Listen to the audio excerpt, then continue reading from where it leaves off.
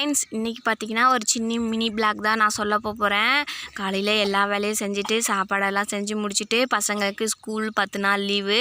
அதனால் தம்பியும் பாப்பாவும் விளையாடிட்டு இருக்காங்க. சரி மாடு பாருங்கள், தூரத்தில் மாடு வந்து என்னோடய தீவன தொட்டில் ரொம்ப மாடு புல் வந்து ரொம்ப இருக்குது. என்னால் பிடுங்க முடியல ஃப்ரெண்ட்ஸ். அதுவும் இல்லாத இந்த புல்லில் வந்து தட்டில் வந்து நிறைய பாம்பு நடமாடுது. அதனால் எனக்கு ரொம்ப பயமாகவே இருக்குது. எங்கள் கோழிங்களெல்லாம் என்ன பண்ணுதுன்னா அப்படியே பிடிக்க வருது, வாயை பிளந்துட்டு வருது ஃப்ரெண்ட்ஸ் பாம்பெல்லாம். அதை பார்க்க பயமாக்குது. அதனால் நான் என்ன பண்ணேன், சரி கை வச்சு பிடுங்கக்கூடாது இவ்வளோ காலையில் அப்படின்னு சொல்லிட்டு சொன்னாங்க. வீட்டில் இருந்துன்னு சொன்னாங்க, சீக்கிரம் போய் புல்லு பிடுங்காத, அது வந்து புல்லு வந்து ஒரு ஓரமாக இருந்து அறுத்துட்டு போ. அப்போ தான் எந்த ஒரு தீவன தட்டெல்லாம் அப்படி தான் ஒரு ஓரமாக இருந்து அறுத்துட்டு போ, இல்லைனா பாம்பு கிம்பு ஏதாச்சும் இருந்தால் கூட போயிடும். நீ அறுத்துன்னு போக போக அந்த சவுண்டில் போயிடும்.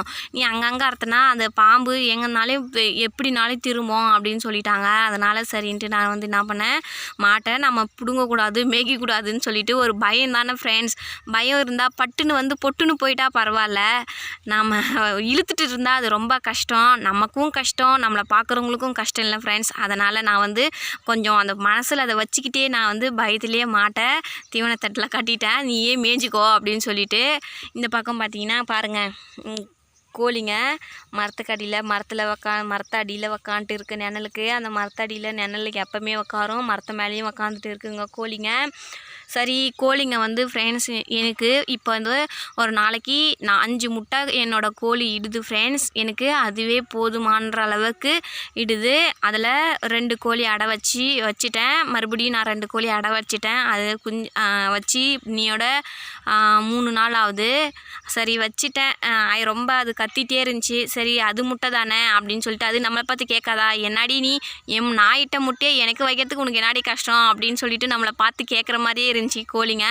அதனால் நான் வந்து அதை பிடிச்சி தின்ட்டேன். அது அடையிலேருந்து வந்து வெளியே பாருங்கள் வந்து மண் வாரி அது மேலே போர்த்திக்குது.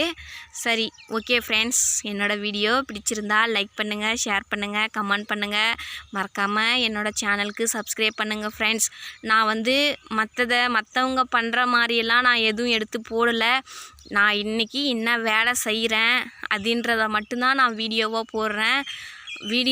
நான் என்ன செய்கிறேன், வீட்டில் என்ன செய்வாங்க, எங்களோட கஷ்டம் என்ன, வருத்தம் என்ன, இதை மட்டும்தான் நான் எதனால் நான் போடுறேன்னா, மற்றவங்களுக்கும் இதே வருத்தம் இதே கஷ்டம் இதே மாதிரி தான் இருப்பாங்க. அதனால் நான் இப்படி போடுறேன்.